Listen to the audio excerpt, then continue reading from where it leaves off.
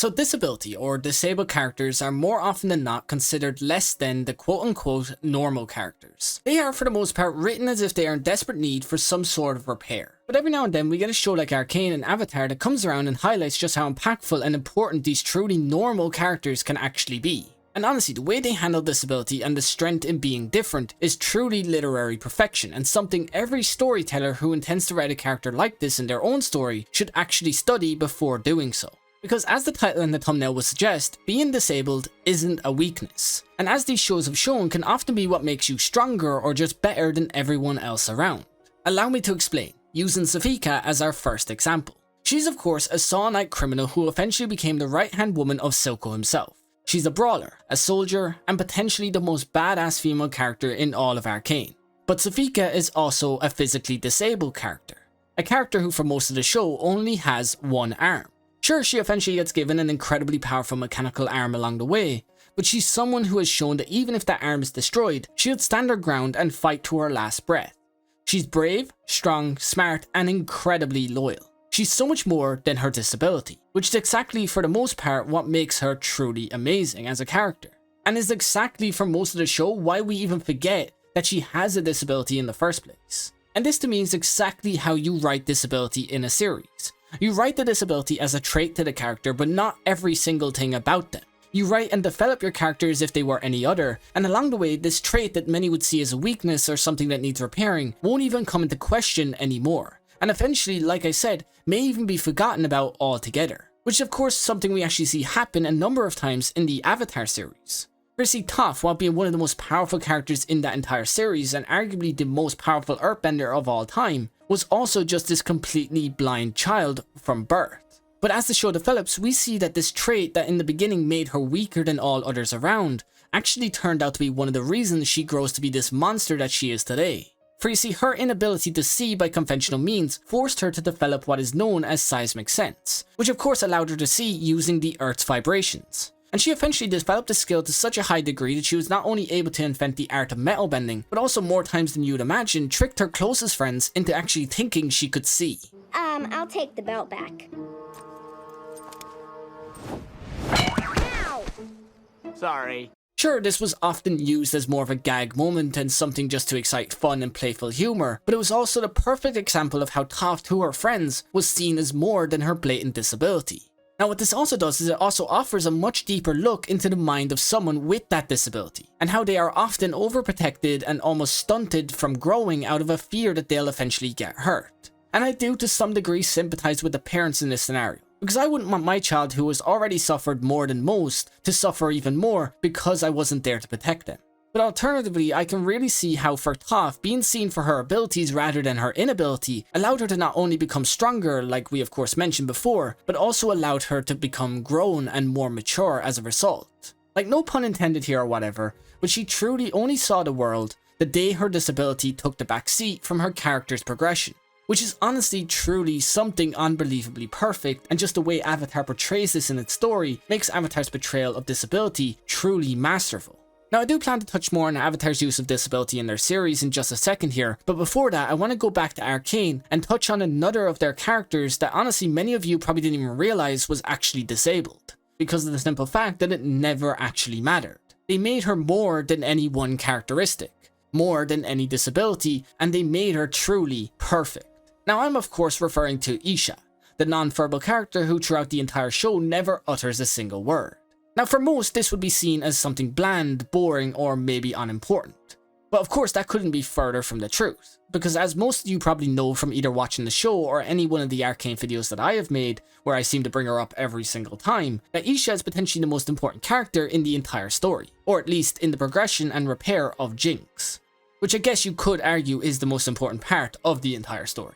Now, like I always point out, Isha is a character that while having a blatant disability and inability to speak a single word, still manages to impact the story in ways that even characters like Heimerdinger, who's been in the show from the very beginning, was actually incapable of doing. She repaired the broken heart and mind of Jinx, which in turn repaired the relationship she had with Fi, which of course in turn acted to save the world from being destroyed, all while being a disabled child. Like, think about that for a second. This disabled child character did more for the world in just a short time with her big sister Jinx than the greatest and most powerful of the Arcane world had done in their entire lives. Do you see how truly masterful this kind of character progression and writing actually is? But it doesn't stop there, however, because just like Arcane and Avatar, there are several other examples of shows that just get it right. But one of the first, and one that you might not initially think is a show that actually gets it right, is Haikyuu, which if you're unaware is an anime about high school volleyball. I know, sounds kinda lame, right? Wrong. Because if you've seen it, then you know that for a show about a sport that I really didn't know much about or really cared about in the end, it had me on the edge of my seat hoping that they'd land the next spike, or break through that wall. It was truly masterful, and something that will go down as one of my all-time favourite shows of all time. But we're of course not here to gush over Hinata and his hops. At least not entirely. We're here to talk about how haikyuu unintentionally displays disability and the importance of representation that series actually has. Now to begin, I first want to point out that this is not what haikyuu is about at all, and many might see this take on the show as a weird one, but it's one that I felt doesn't get spoken on nearly enough, and one I've actually thought about discussing a number of times in the past. So with that said, let's start with Hinata, who is a small kid with incredibly big dreams. He isn't as you'd expect from your star volleyball player. He's small, loud, and incredibly unskilled for most of the show. But he's also someone I have found absolutely amazing and truly relatable. For you see, despite being on the shorter side and being told continuously that he'll never make it in the world of volleyball because of his stunted growth, he continues every day to push himself to overcome expectations. He's someone who, unlike the others I have mentioned, owns his inability, and someone who strives to show the world that he can be the best even in spite of it. Now of course this isn't straightforward, and for every positive step that he takes towards improvement, his many lacking qualities eventually shine through and he fucks up a hell of a lot. And I mean a hell of a lot. Sometimes to the point that we begin to question his place on the team. But that's the thing. While not being your conventionally disabled character like any of the others on this list, he's someone that in the world of volleyball is considered less than and someone lacking certain qualities that one needs to be truly quote unquote normal in this world. Which if you've been paying attention is how many with disabilities are viewed in the world today, as less than or lacking in some way or another. Now what haikyuu does, and I guess they all do to some extent, is they inspire reaction, intrigue and admiration out of us the viewers, while also staying well clear of the ever-growing writing issue of inspiration porn. Now inspiration porn is something I actually plan to discuss in a future video, so I won't say much on it here, but for the most part, it's the use or display of disability, or I guess more specifically overcoming that disability, with the only intention being to inspire you in a way that you begin to believe that you somehow had a role to play in that overcoming of that disability. Or alternatively, that their achievement that they have gained is somehow in part your achievement. It's an incredibly touchy subject and one that this description most definitely doesn't even scratch the surface on, but like I said, that's not what this video is about.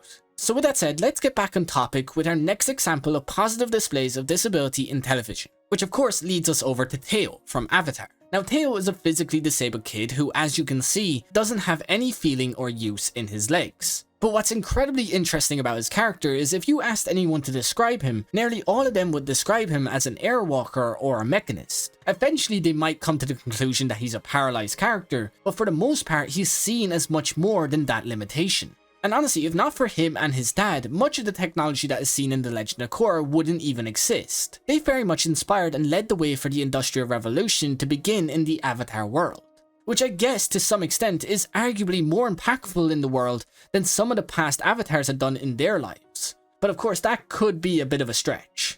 But now honestly, I could just go on and on about how Toph grew to be a powerhouse despite of her hardships, or how Isha has very much changed my entire perspective on disabled characters as a whole. But I do think eventually that would only reach the point where you all begin to fall asleep while watching this video, which if I'm being honest may have actually already happened to some of you. So I'm just going to end off the video by saying, if you plan to write a disabled character in your story in the future, please remember that that character needs development. They need to be more than their physical weakness and more than what the world preconceives them to be. They need to be cool and inspiring just for being them, not because they have this blatant weakness, quote unquote, holding them back. Now that said, that's going to do it for me in this video. If you've enjoyed any of it at all and would like to see more videos like this in the future, then like and subscribe down below. But for now, just have a great day or night wherever you are, and peace.